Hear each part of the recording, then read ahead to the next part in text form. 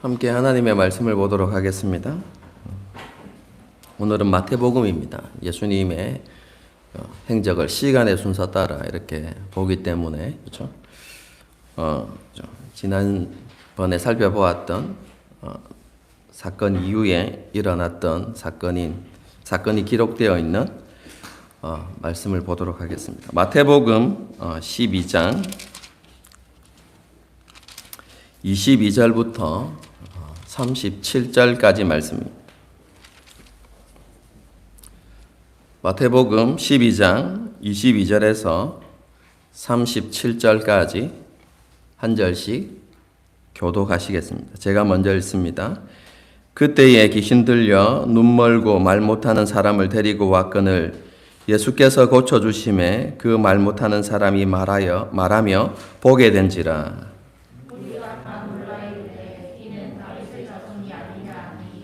바리새인들은 듣고 이르되 이가 귀신의 왕 바알세부를 힘입지 않고는 귀신을 쫓아내지 못하느니라 하거늘. 예수께서 그들의 생각을 아시고 이르시되 스스로 분쟁하는 나라마다 함께하여 질 것이요 스스로 분쟁하는 동네나 집마다 하지 못하리라. 만일 사탄이 사탄을 쫓아내면 스스로 분쟁하는 것이니 그리하고야 어떻게 그의 나라가 서겠느냐.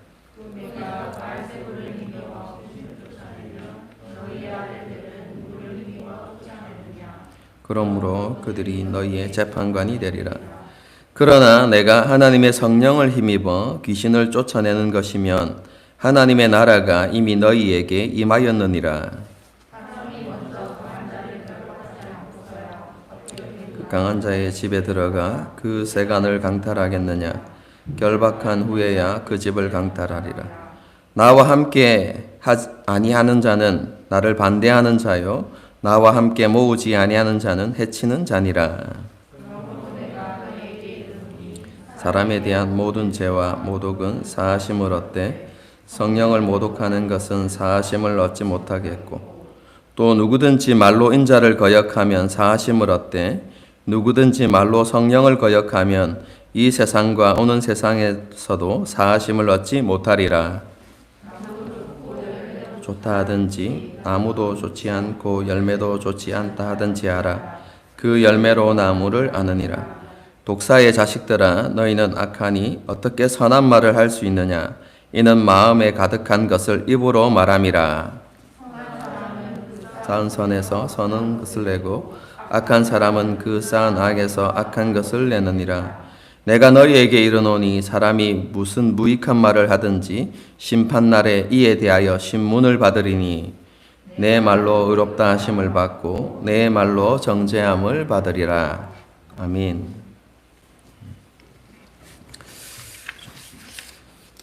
오늘 본문에 기록된 사건은 지난번에 살펴보았던 한 여인이 예수님의 발에 향유를 부었던 그 사건이 일어난 지 얼마 지나지 않아서 일어났던 일입니다. 예수님의 공생애가 1년 6개월 정도가 지났을 때 가버나움에서 일어났던 사건입니다. 예수님께서 귀신 들려서 보지 못하고 말을 못하는 어떠한 한 사람을 이렇게 고쳐 주셨던 것입니다. 그 사람 안에 있었던 귀신을 쫓아내심으로 그가 다시 보게 되고 말도 할 수 있게 된 것입니다. 본문에는 이 놀라운 기적을 보았던 바리새인들의 반응이 기록되어 있습니다. 이 바리새인의 반응은요, 그들의 본성을 잘 드러내어 주는 것입니다. 그리고 그들의 마음에 무엇이 가득한지를 분명하게 보여주는 것이었습니다. 예수님의 말씀을 통해서 그들 안에 가득했던 것이 무엇인지 살펴보면서 그렇다면 우리 안에는 무엇으로 또한 가득한가 이런 것들에 대해서 생각해보는 시간을 갖도록 하겠습니다. 지난번에도 말씀드린 것처럼 이 사건이 일어났던 시기는 예수님께서 대중들로부터 큰 환영을 받고 또 인기를 얻으시던 그런 때입니다. 많은 사람들이 예수님을 위대한 선지자다라고 생각하면서 따랐습니다. 그 가운데는 예수님께서 혹시 메시아일 수도 있겠다라고 생각하는 사람들도 있었습니다. 처음에는 그런 생각을 가진 사람들이 많지 않았습니다. 소수의 무리였습니다. 그런데 시간이 점점 흐름에 따라서 예수님을 메시아로 생각하는 사람들도 늘어나기 시작했습니다. 그리고 그 사람들이 많아지는 시점이 오늘 본문을 기점으로 더 이렇게 많아진다, 이렇게 생각하시면 되겠습니다.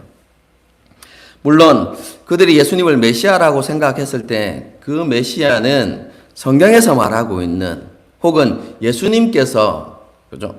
지금 행하고 계신 그런 일들과는 조금 거리가 있는, 그죠?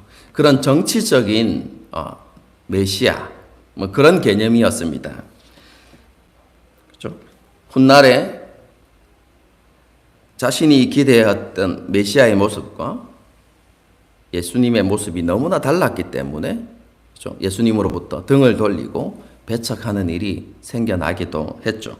이것은 훗날에 있을 일이고요. 어쨌든 그 시기 때만 해도, 그죠? 예수님은 메시아일 수도 있겠다라고 하는 사람들이 생겨났고, 그리고 오늘 본문의 사건이 일어난 이후에는 정말로 많은 사람들이 예수님이 메시아일 수도 있겠다, 이렇게 생각하기 시작했다는 것입니다.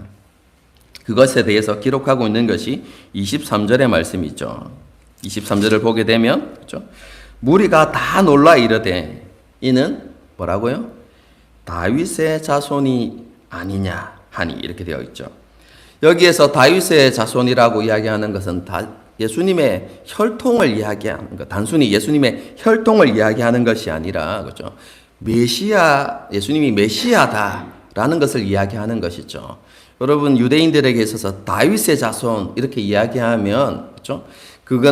그것은 구약에서 약속하고 있는 메시아, 그리스도, 여러분 이렇게 이해하시면 되겠습니다.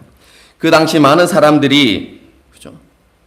예수님께서 귀신을 내어 쫓으시는 그런 일들을 행하는 것을 보고, 예수님께서 메시아일 수도 있겠다라고 이렇게 생각했던 것이죠. 여러분, 이것은 지극히 정상적인 반응입니다. 귀신이 쫓겨나가고 병고침이 일어나는 것을 현장에서 보면서, 그렇죠? 그럼 사람들이 어떻게 반응해야 됩니까? 하나님께서 드디어 우리를 돌아보셨구나, 이렇게 그럼 반응하면서 하나님께 감사와 영광을 돌리는 것이 지극히 정상적인 반응입니다. 여러분, 그 당시에 이스라엘 백성들은, 그죠? 삶의 고통과 고난, 그리고 때로는 질병으로 이렇게 시달리는 삶을 살고 있었죠. 그뿐만 아니라, 그죠? 로마라는 강대국의 압제 아래서 힘든 삶을 살고 있었죠. 여러분, 그런데 그런 자신들에게 메시아를 보내주셨다는 것이죠. 그죠? 여러분, 그것은 하나님께서 고통받는 이스라엘을 잊지 않으시고 기억하시고 그들을 돌아보셨다라고 그렇게 이스라엘 백성들이 받아들일 수 있는 사건이었죠. 그리고 이제 예수님이 아니라 메시아를 보내주셨기 때문에 그 메시아를 통해서 회복과 구원이 이루어지겠구나라고 그렇게 생각하면서 예수님께서 기적을 행하실 때 하나님께 영광을 돌리고 감사하는 것이, 그렇죠? 지극히 당연한 반응이죠. 정상적인 반응입니다. 하지만 바리새인들이 예수님께서 행하신 기적을 보고 나서 보인 반응은요, 너무나 비정상적인 것이었습니다. 24절의 말씀입니다.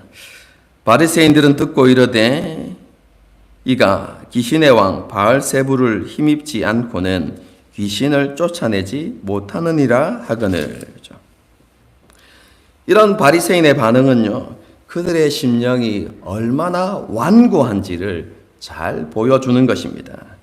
그들은 예수님의 말씀뿐만 아니라 예수님께서 행하시는 모든 일에 눈과 귀를 그리고 마음을 닫아버렸습니다. 그들은 예수님께서 어떤 기적을 행하시는가 그것에 큰 관심이 없었습니다. 바리새인의 관심은요, 오직 자신들의 신념을 지키는 것. 여러분, 그것에 그들의 관심이 있었습니다. 이 사건이 있기 전 예수님께서 안식일에 손 마른 사람을 고치셨을 때도 마찬가지였습니다. 여러분, 그들은 오랜 세월 동안 병을 앓고 있었던 사람의 고통과 아픔에는 아무런 관심이 없었습니다. 그리고 그 기적이 무엇을 의미하는지, 그렇죠? 그리고 그 기적이 예수님이 누구신지를 나타내는 것인지 이런 것에 대해서는 전혀 관심이 없었죠. 그들의 관심은 무엇이었습니까? 오직 안식일 규정을 지켜야 한다는 것. 안식일에는 어떠한 일도 해서는 안 된다는 것. 그렇죠? 여러분, 그것에만 관심이 있었죠. 자신의 신념을 지키는 일에만 관심이 있었던 것입니다. 바리새인에게는 자비와 긍휼의 마음이 없었습니다. 자신들이 옳다고 믿는 것을 지키고 주장하는 것에만 관심이 있었던 것이죠. 이러한 아집으로 인해서 그들의 눈과 귀가 어두워져 있었던 것입니다. 그래서 예수님께서 행하신 기적의 의미가 무엇인지 깨닫지 못했습니다. 자신들의 기준과 열심이 너무 중요했기 때문에 예수님께서 하나님의 말씀을 바르게 가르치신다 해도 그렇죠? 그것을 듣지 않았고 배척하고 거부했죠. 그래서 결국 그들은 예수님이 누구이신지를 알지 못하게 되었던 것입니다. 바리새인은 그죠? 예수님에 대해서 이런 확신을 가졌죠. 그는 메시아도 하나님이 보내신 사람도 아니다. 그럼 그것이 예수님에 대해서 그들이 가졌던 확신입니다. 그래서 예수님을 통해서 나타나는 능력은 하나님의 능력이 아니라 세상 사람들도 행하는 마술과 같은 능력이다. 여러분, 이렇게 치부해 버렸던 것이죠. 그리고 그 능력은 마귀로부터 온 것이다. 라고 이렇게 여겼던 것입니다. 그래서 바리새인은 예수님께서 귀신의 왕 바알세부를 힘입어서 귀신을 쫓아낸다. 이렇게 비아냥거렸던 것이죠. 이러한 바리새인의 생각을 하셨던 예수님께서는 그들의 생각이 잘못되었다는 것과 그들이 용서받지 못하는 죄를 범하고 있다는 것을 말씀해 주셨습니다. 예수님의 논리는 매우 단순하고 명료합니다. 그렇죠? 같은 편 내에서 분쟁과 다툼이 일어난다면 그 나라는 견고히 설 수 없다는 것입니다. 여러분, 사단이 그렇죠? 일하는 방식이 무엇입니까? 물론 사단이 자신도 그렇죠? 죄와 사망의 권세를 가지고 사람이나 여러 지역들을 장악하고 그렇죠? 공격하는 일들을 행하죠. 그렇죠? 하지만 사단은 무소부재한 존재가 아닙니다. 무소부재한 분은 오직 하나님 한 분밖에 없습니다. 그래서 사단이 한 지역에서 역사하면 다른 곳에는 역사할 수 없는 거죠. 일할 수 없는 것입니다. 그래서 어떻게 일합니까? 자신을 추종했던 타락한 천사들, 귀신들입니다. 귀신들을 통해서 자신의 영역들을 넓혀가는 것이죠. 그들을 통해서 자기가 원하는 바를 이루어 가는 것입니다. 여러분, 그런데 사단이 그렇죠? 어떤 사람에게 귀신을 내어 쫓는 능력을 주어서 귀신을 내쫓게 한다. 여러분, 이것은 스스로 자신의 일을 막는 것이죠. 여러분, 이것은 모순이 되는 행동입니다. 그리고 불가능한 일이죠. 예수님께서 그것을 말씀하신 것입니다. 너희들의 말은 논리에 맞지 않다는 것이죠. 그러면서 또 한 가지 질문을 하십니다. 나와 똑같이 귀신을 쫓아내는 일을 하고 있는 너희의 아들들은 그러면 누구를 힘입어서 그런 일들을 하느냐 이렇게 물으시죠. 여기에서 너희의 아들들이라고 이야기하는 것은 실제로 육신의 아들을 이야기하는 것이 아니라 바리새인의 제자들 혹은 바리새인을 추종하는 사람들을 가리키는 표현입니다.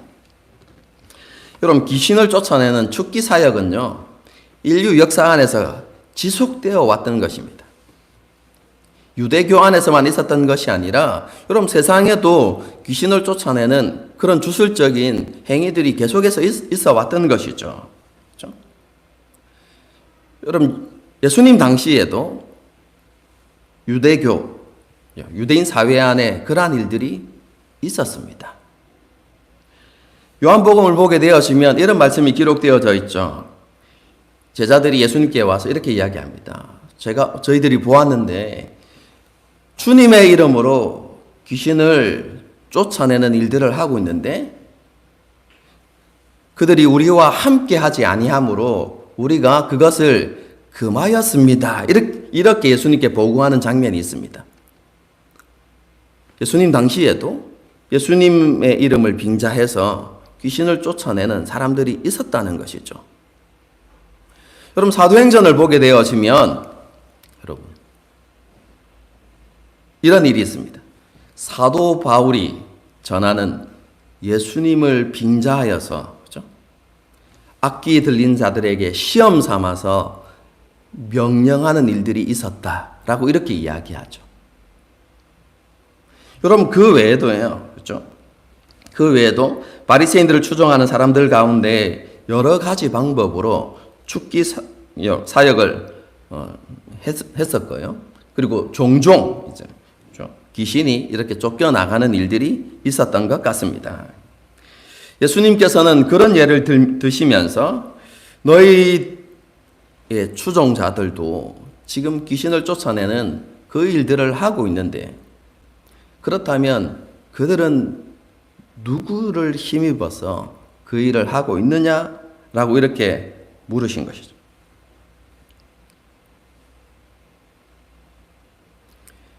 예수님의 논리가 간단하죠. 너희가 나보고 귀신의 능력을 빌어서 지금 사단의 능력을 빌어서 귀신을 쫓아내고 있다고 말한다면 너희 추종자들에게도 그런 말을 해야 한다는 것이죠. 그런데 왜 나에게는 그렇게 이야기하면서 너희의 추종자들에게는 왜 하나님의 능력으로 귀신을 쫓아내고 있다고 그렇게 말하느냐? 예수님께서 그것을 질문하고 계신 것입니다.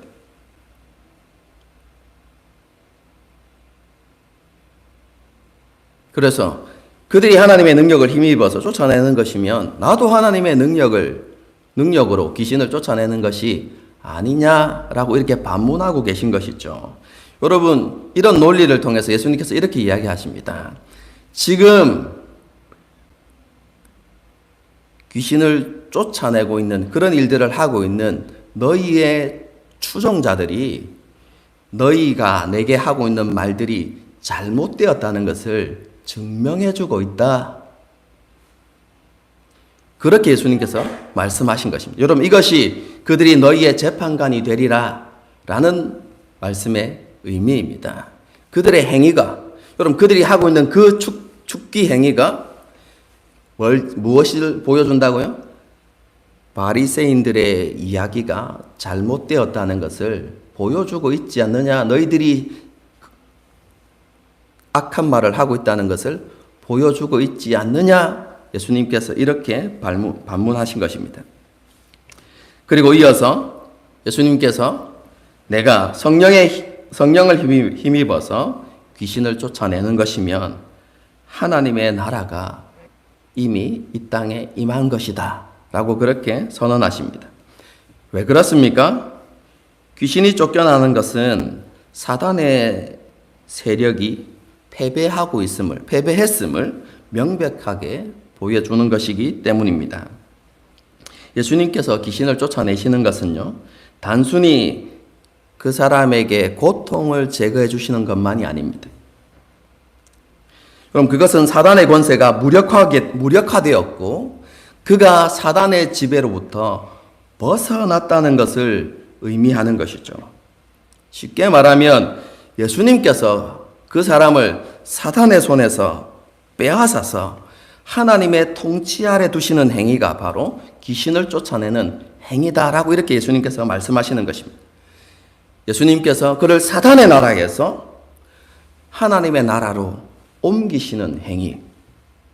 여러분, 그렇기 때문에 귀신을 쫓아내는 것은 하나님의 나라가 임하는 것을 정확하게 보여주는 것이다. 예수님께서 이렇게 말씀해 주고 있는 것이죠.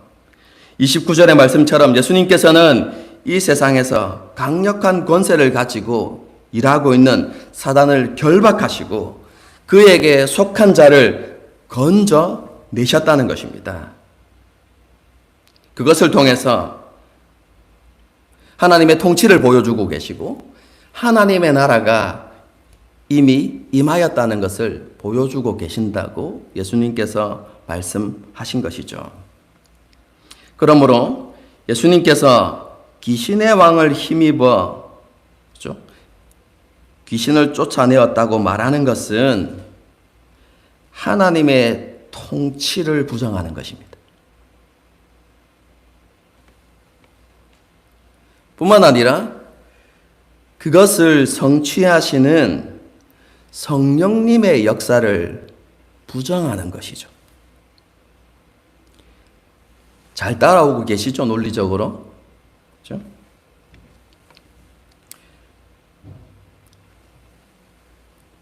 귀신이 쫓겨나는 것이 하나님의 나라가 임하는 것을 보여주는 행위라면 귀신을 쫓겨나는 행위를 부정하는 것은 하나님의 나라를 부정하는 것과 똑같은 것입니다.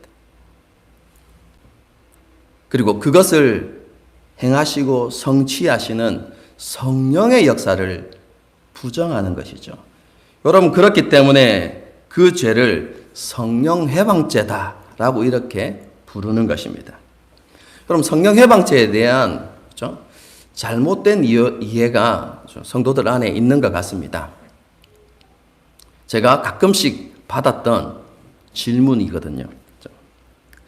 여러분, 일반적으로 성령 해방죄는 이렇게 다 알고 있습니다. 성령 해방죄는 구원받지 못하는 죄다. 그렇죠? 이렇게 다 대부분 이해하고 계시죠? 그러면 그 죄가 구체적으로 어떤 죄인가라고 이렇게 이야기할 때, 그렇죠?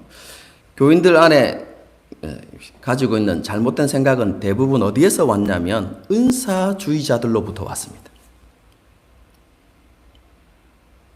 성령의 역사라고 이야기하면 성령을 통해서 이루어지는 치유의 사역이나 그리고 귀신이 쫓겨나는 그런 사역들 혹은 예언의 은사들 이런 것들을 이야기하면서 그런 하나님의 치유나 하나님의 능력의 역사들, 성령을 통해서 나타나는 역사들, 그런 것들을 부정하는 것.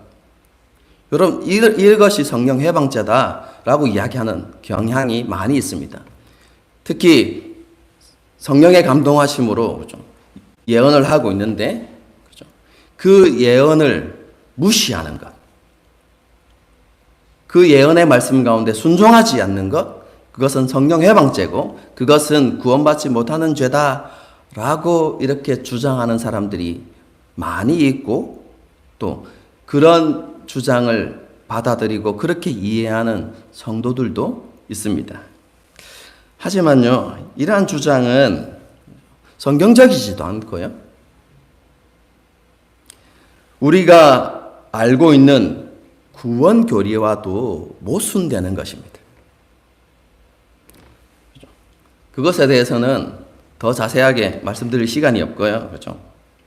오늘 본문을 통해서 말씀드리면, 그럼 제가 늘 강조하는 것이, 그렇죠?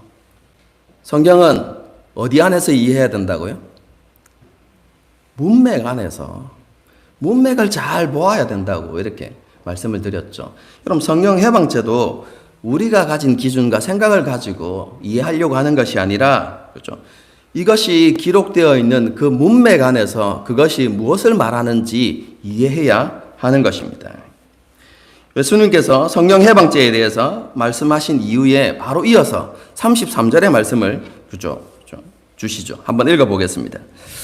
나무도 좋고 열매도 좋다 하든지 나무도 좋지 않고 열매도 좋지 않다 하든지 하라. 그 열매로 나무를 아느니라. 그냥 보면 성령 해방죄와 아무런 관련이 없는 것 같지만 전체적인 문맥을 보면 이것이 바로 성령 해방죄에 해당한다는 것을 우리는 쉽게 알 수 있습니다. 여러분, 좋은 나무에서 좋은 열매를 맺는 것 당연한 것이죠. 나쁜 열매, 그죠? 시들시들하고 다 죽어가는 열매에서 좋지 못한 열매가 맺히는 것 지극히 당연합니다. 여러분, 그것이 상식적이고 합리적인 것이죠. 여러분, 그런데 지금 바리새인들이 하고 있는 것은 그런 상식적이고 합리적인 것이 아니라는 것입니다.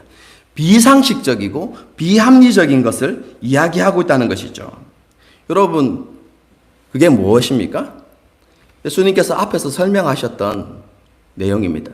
예수님께서 귀신을 내어 쫓는 행위를 하셨고 그것에 대해서 평가하고 말하는 것. 여러분, 그것과 관련이 있는 것이죠. 여러분 쉽게 이해를 돕기 위해서 쉽게 설명하겠습니다. 여러분, 귀신을 쫓아내어서 그 사람을 온전케 하는 것 좋은 것입니까? 나쁜 것입니까? 여러분, 그것이 좋은 열매입니까? 나쁜 열매입니까? 나쁜 열매라고 말하는 사람 아무도 없죠? 그건 좋은 열매입니다. 여러분, 그러면 그런 좋은 열매를 맺으시는, 여러분, 그런 선한 일을 행하시는 예수님에 대해서 뭐라고 이야기하는 것이 지극히 당연합니까? 그분은 선한 분이다. 좋은 나무다. 라고 이렇게 말하는 것이 상식적이고 합리적인 것이죠. 그렇지 않습니까? 여러분, 그런데 바리새인들은 지금 그렇게 하지 않는다는 것이죠. 좋은 열매를 맺고 계신 예수님을 보면서도, 예수님을 통해서 좋은 열매가 맺히는 것을 보면서도 여전히 예수님을 어떻게 해요? 악하다고 이야기하는 것이죠. 그리고 이상한 결론에 이르게 됩니다. 예수님이 악하기 때문에 분명히 좋은 열매인데도 불구하고 그것이 악하고 가치 없는 열매다라고 이렇게 말하고 있는 바리새인들의 모습이 지금 드러나고 있는 것이죠. 여러분, 바리새인들이 악하고 가치 없는 것이라고 취급하는 열매가 무엇입니까? 예수님께서 성령의 능력을 힘입어서 귀신을 내어 쫓는 것입니다.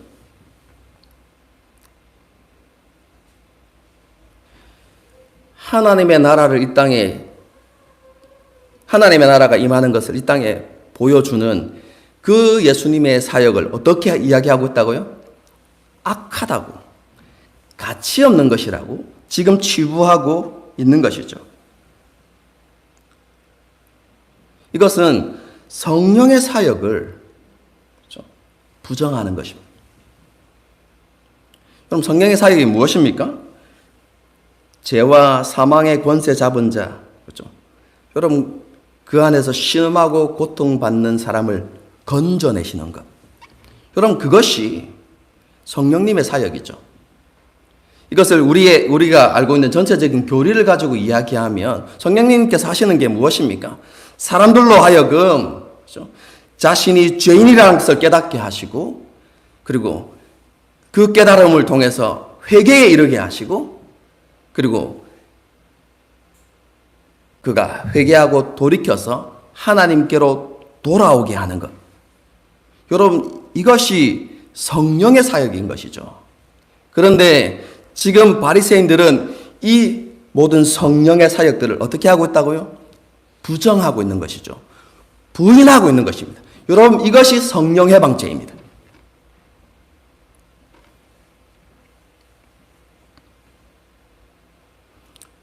그렇기 때문에 당연히 그렇죠? 예수님을 통해서 그리고 성령님을 통해서 이루어지는 그 구원 사역을 부인하고 부정하고 거절하고 받아들이지 않기 때문에 여러분 그것은 용서받지 못하는 죄이고 여러분 그들이 끝까지 그것을 고집하면 여러분 그들이 하나님의 나라에 들어갈 수 없게 되는 것이죠. 여러분 지극히 당연한 것입니다.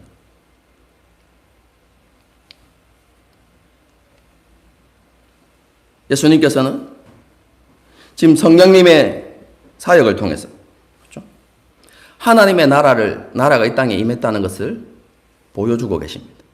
그리고 그것을 통해서 자신이 온 세상을 구원하기 위해서 오신 메시아임을 지금 드러내고 계신 것이죠. 그런데 지금 바리새인들은 예수님의 메시아 되심도 부정하고 예수님을 통해서 이루어지는 구원 사역도 부정하고 있는 것이죠. 이것은 하나님의 은혜로부터 멀어지는 것이죠. 사죄의 은총으로부터 멀어지는 것입니다. 지금 예수님께서는 바리새인들이 그런 어리석은 일을 행하고 있다고 책망하시는 것입니다.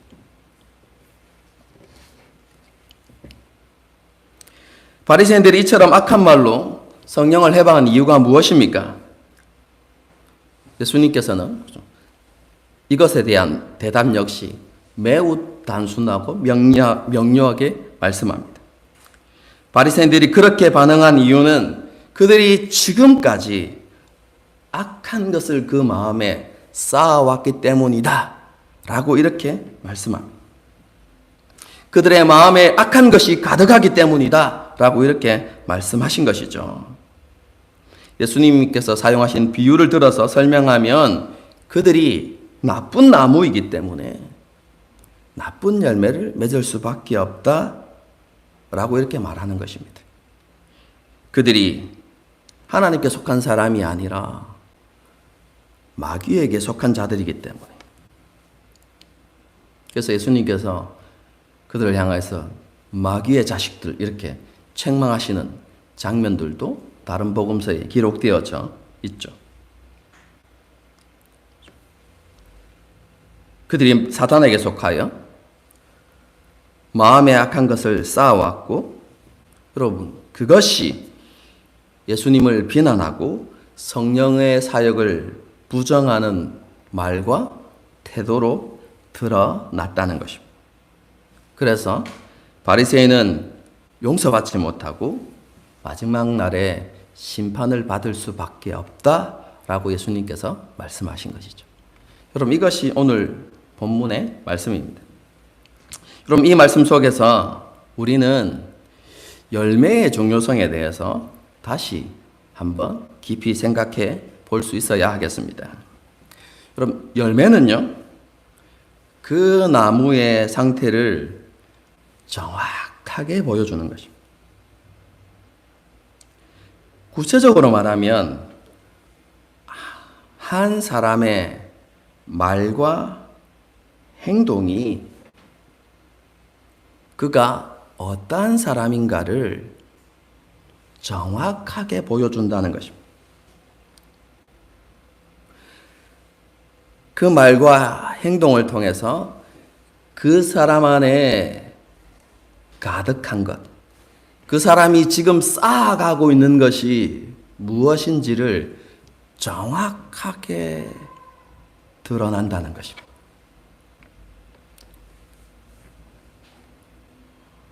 이것을 우리에게 적용시켜 보십시다. 지금 우리의 입술에 그죠? 말과 우리의 삶의 행동은요. 지금 우리 안에 무엇으로 가득 차 있는 것을 정확하게 보여주는 증거가 됩니다. 성령으로 가득한 사람, 그래서 성령의 인도하심을 받는 사람은 예수님 안에서 새 사람의 삶을 살면서 성령의 열매를 맺습니다. 여러분, 이런 사람의 입술에는 뭐가 있겠습니까? 감사와 찬양이 있겠죠. 여러분, 반대로요. 그 입술에 악한 말을 내뱉는 사람은 그 안에 무엇으로 가득할까요? 사람마다 이유와 상황은 조금씩 다르겠지만 불평과 원망으로 가득할 것입니다.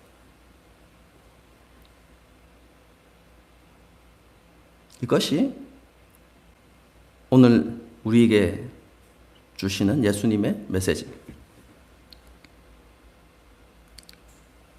그 안에 선을 쌓아온 사람, 그 사람은 그 쌓은 선으로부터 선한 것이 나오게 되어 있고, 악한 것을 쌓아온 사람들은 악한 것을 내게 되어 있다는 것입니다.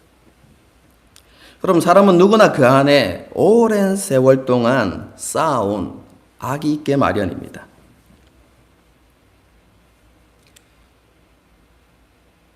모태신앙이 아닌 사람들은요, 예수님을 믿기 전에 여러분 세상을 따라서 살아왔을 거 아닙니까? 여러분 그러면서 여러분 세상의 악한 것들로 여러분 그 마음이 쌓여 있는 것이죠. 모태신앙은 다를까요? 그렇지 않습니다. 여러분, 모태신앙인 그리스도인도 그들이 하나님의 은혜로 충만하지 못할 때, 여러분 그들이 하나님 안에 그죠 매여 있지 않을 때, 여러분 그들도 여전히 그죠 그 마음에 악한 것들을 쌓아가는 것이죠. 쌓이게 되는 것입니다.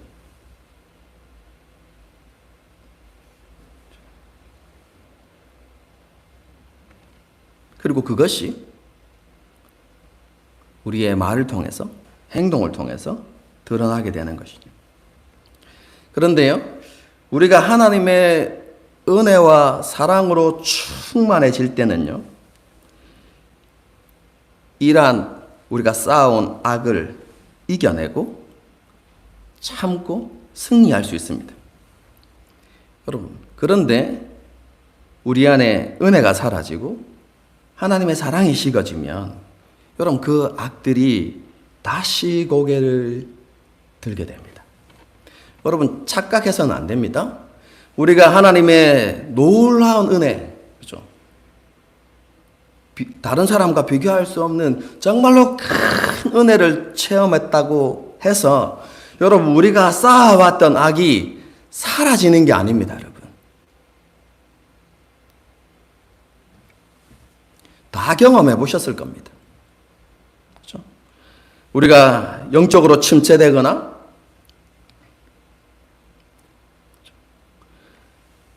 우리의 상황이 좋지 못할 때, 그렇죠? 지난날의 기억들이 끊임없이 그렇죠? 우리 안에 일어나는 것을 보게 되죠. 그렇죠? 진흙탕물과 같은 것이죠. 그렇죠? 오래 두면 진흙은 가라앉고 위에 맑은 물이 있죠. 그렇죠? 맑은 물처럼 보이지만 휘저어버리면 다시 진흙탕이 되는 것처럼 하나님의 은혜가 임했다고 해서 그 쌓아왔던 악이 그렇죠? 완전히 사라지는 것이 아닙니다. 쉽게 말하면 악한 본성이 여러분 완전히 사라지는 게 아니라는 것입니다. 은혜와 하나님의 사랑으로 충만할 때, 그렇죠? 그 쌓였던 악이 잠시 눌러지는 것입니다. 은혜가 사라지면 또다시 일어나. 여러분, 이러한 반복은요, 우리의 본성이 얼마나 악한지를 정확하게 보여주는 것이죠. 다르게 이야기하면 우리가 하나님의 은혜와 사랑 없이는 살아갈 수 없는 존재라는 것을 너무나 분명하게 보여주는 것입니다. 여러분, 그리스도인의 삶에는, 그죠? 그 안에 오랫동안 쌓아온 악들과 치열한 싸움이 있을 수밖에 없습니다. 그리고 그것과 끝까지 싸우는 것이 그리스도인의 삶입니다. 우리가 이 싸움에서 이기기 위해서는요, 가장 먼저 우리의 완고함을 내려놓을 수 있어야만 합니다. 바리새인들을 보십시오. 자신의 완고함, 자신의 고집들을 끝까지 포기하지 않으려고 했기 때문에 여러분, 그들이 하나님의 은혜 가운데 들어가지 못했던 것이죠. 그 성령의 역사들을 자신들은 경험하지 못했던 것입니다. 왜냐하면 자신의 고집과 완고함을 포기하지 않는 것이 곧 성령의 역사를 거부하는 것과 같은 것이기 때문에 그렇습니다. 여러분, 이러한 것들이 바리새인에게만 있을까요? 여러분, 우리 안에도요, 그런 것이 있습니다. 우리는 모르는 게 아니라 알면서도 고치지 않으려는 악함이 우리 가운데 있어요.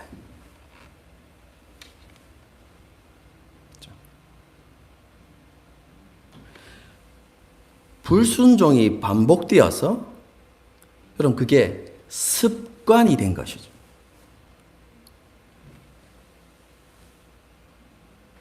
하나님께서 계속해서 말씀하시지만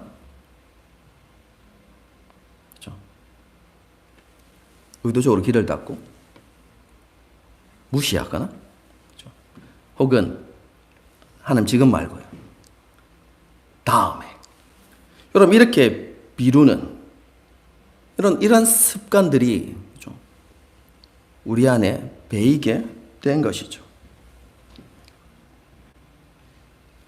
하나님을 어떻게 예배해야 되는지 여러분 모릅니까? 모르면 우리 하늘시민교회 성도가 아닙니다. 제가 자주 반복하잖아요. 여러분, 우리 모두는 하나님께 어떻게 예배 드려야 하는지 알고 있습니다.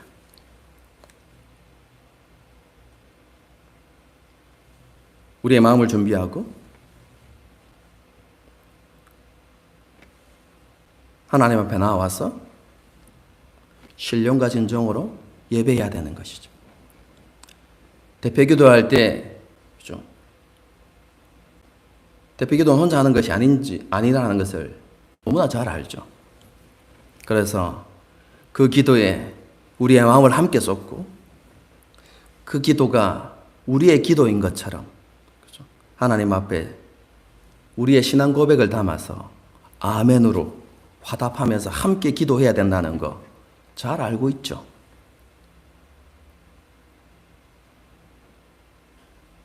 하나님 앞에 나올 때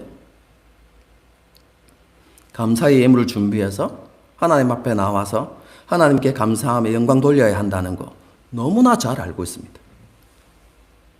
여러분, 그런데 그렇게 하지 않는 것이 습관이 되는 경우가 너무 많죠.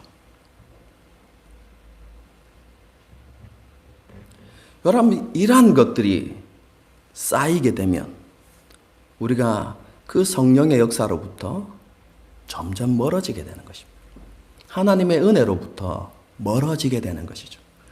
그것뿐만 아닙니다. 우리가 세상 속에서 악한 습관들을, 여러분, 악한 것들을 우리에게 계속해서 쌓을 때, 그렇죠? 우리가 세상 사람들처럼 방탕하게 살지 말아야 한다는 것을 알면서도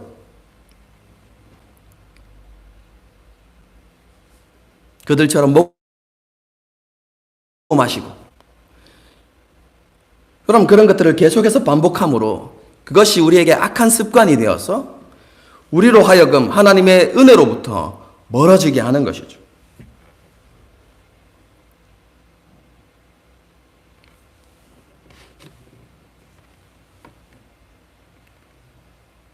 그래서 바리새인은 악한 자들, 이렇게 좀 생각하면서도 우리 스스로도 바리새인처럼 되어가는 것이죠. 우리가 바리새인과 같이 어리석은 전철을 밟지 않기 위해서는요, 가장 먼저 하나님 앞에 우리의 악함을 정직하게 고백할 수 있어야만 합니다. 우리 안에 선한 것이 거하지 않는다는 사실. 우리는 정말로 교만하거든요. 우리가 조금만 하나님의 은혜를 받고 우리의 모습이 나아지면 우리가 무엇인가 된 것인 것처럼, 그렇죠? 그렇게 착각하는 경우가 많이 있습니다.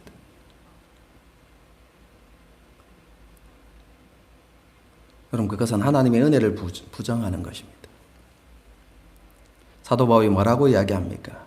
나의 나 된 것은 오직 하나님의 은혜라고 이야기하죠.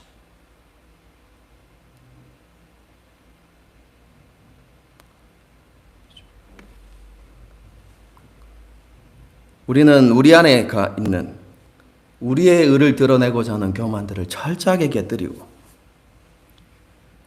우리 안에 선한 것이 하나도 없음을 주님 앞에 정직하게 고백하고 인정하는 겸손함이 우리 가운데 있어야만 합니다. 그리고 우리의 고집과 완고함을 내려놓고 하나님께 은혜를 구하는 태도가 우리 가운데 있어야 하는 것이죠. 여러분, 여기에서 그치면 안 됩니다. 한 걸음 더 나아가서 우리 안에 선한 것들을 채우는 노력이 있어야만 합니다.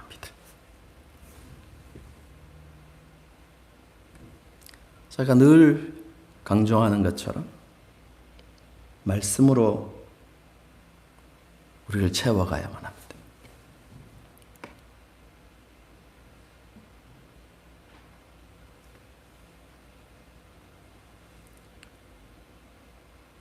준비된 예배를 드리기 위해서 노력하고 정성껏 감사의 예물을 준비하여서 하나님께 드리고 신령과 진정으로 예배 드리기 위해서 마음을 다해 찬양하고 함께 기도에 동참하는, 그래서 하나님 앞에 온전한 예배를 드리는 훈련이 지속되어져야 하는 것이죠. 그뿐만 아니라 매일의 삶 속에서도 하나님께서 행하신 일들을 기억하고 감사하고 찬양하는 일들을 해야 되는 것이죠. 여러분, 감사 노트 지금 기록하고 계십니까? 여러분, 의도적으로 노력하셔야 합니다. 여러분, 이런 것들이 거룩한 습관이 되도록 해야만 합니다. 이러한 거룩한 습관들을 통해서 우리 안에 선한 것들이 쌓여갈 때 그 선한 것이 우리의 말과 행동을 통해서 드러나게 되어 있는 것입니다.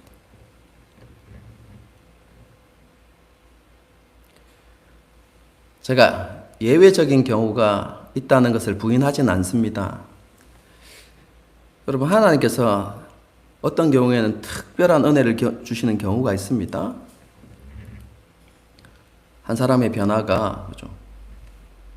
그 사람의 변화가 어느 날 임한 특별한 성령의 역사, 그런 것들을 통해서 그 사람이, 그죠? 변화되어지고, 그리고 변화되는 삶을 살아가게 되는 경우들도 있긴 합니다. 여러분, 그런데 그것을 일반화할 수는 없습니다. 그런 은혜를 사모할 수는 있지만 그것이 모든 그리스도인들에게 일어난다고 말할 수는 없습니다. 그건 하나님께서 하시는 일입니다.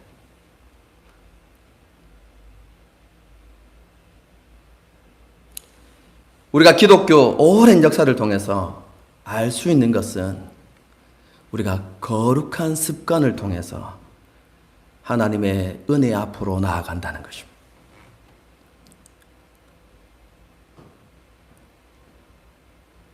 우리가 거룩한 습관들을 지속해 나갈 때 어느 날 하나님의 은혜가 우리를 둘러덮고 하나님의 사랑이 우리를 충만하게 채우는 그런 경험들을 하게 되는 것이죠.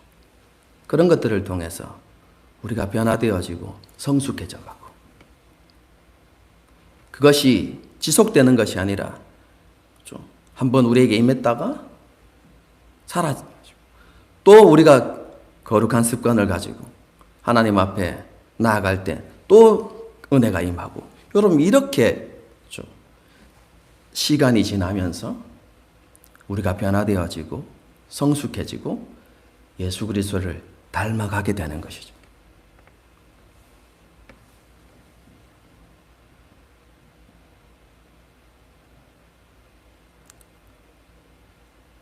오늘 말씀을 기억합시다. 설교 제목이 뭐죠? 좋은 나무, 좋은 열매. 이걸 다르게 말하면 우리 안에 선한 것을 쌓아갈 때 우리 안에 선한 것들이 나타나게 되어 있다는 것입니다. 이것을 위해서 거룩한 습관을 함께 회복하십시다. 저와 여러분이. 오늘 설교는요, 여러분에게만 하는 설교가 아니라 저에게도 선포하는 메시지입니다.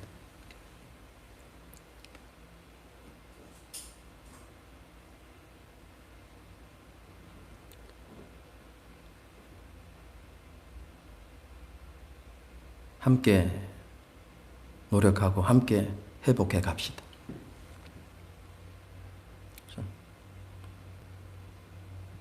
수요일에도 오십시오. 그리고 함께 마음을 모아서 기도하는 시간을 가집시다.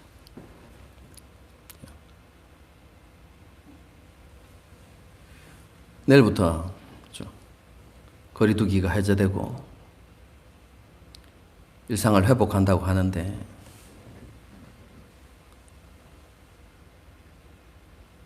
우리의 세상에 속한 우리의 삶만 회복하는 것이 아니라 하나님 앞에서 회복해야 될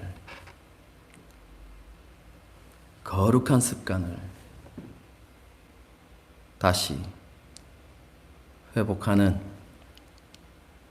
그래서 우리 안에 하나님의 사랑과 은혜로 채워지는 역사가 일어나기를 주님의 이름으로 축복합니다. 함께 찬양하고 기도하는 시간을 갖도록 하겠습니다.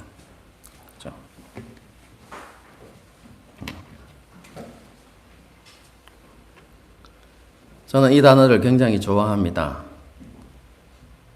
바라봄의 법칙. 그렇죠?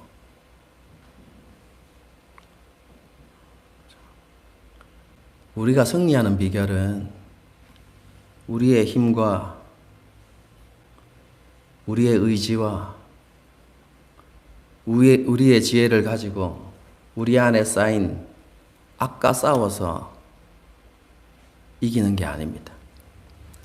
그렇게 하면 필패입니다.